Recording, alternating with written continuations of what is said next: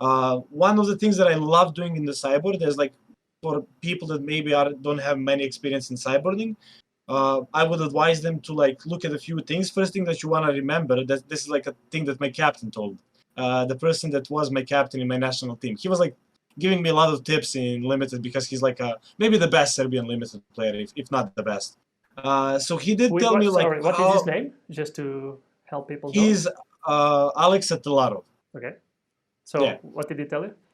So he told me like when it comes to like limited, which cards you want to remember after seeing game one. You usually do want to end up in remembering the tricks. Tricks are the important one because tricks end up in like 2-for-1ing you or like maybe even 2-for-1ing them if you can play around them. So like the tricks are the cards that are removals, combat tricks, like whatever that is not a creature.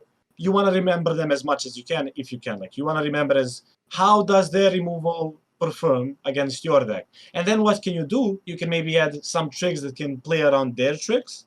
For example, there is the 2 mana sacrifice a creature, draw 2 cards. That's a great card that can be cast when they cast a removal against your creature because you get a +1 out of that. You sacrifice a creature, you use a card, you get 2 new, they lose a card. So you're +1 there.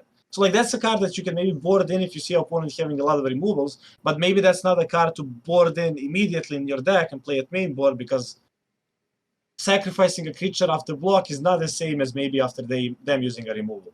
So the other way around, sorry to interrupt, it will be also like if you have an enchantment on a creature, like let's say in this set, which is Streets of New Capenna, Sticky Fingers. So an enchantment that you place on your creature that adds value if you attack or if you deal damage. If the opponent has a lot of removal, you probably want to also side that out.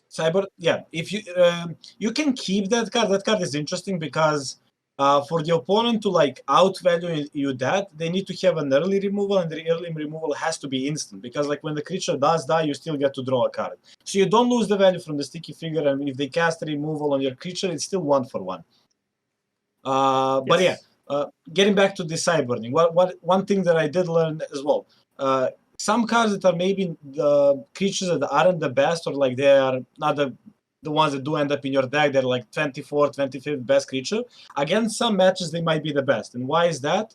Because their power and toughness does end up in playing really good against their deck. Like if you see your opponent having a lot of shock effects, like they have 1 mana 2 damage, and you sideboard out every creature that does have 2 toughness, and you board every creature that has like 3 toughness, if you can do that, then you make their removal bad because their removal is never 1-for-1. They have to like either block or they have to assign 1 more damage in order of killing your creature.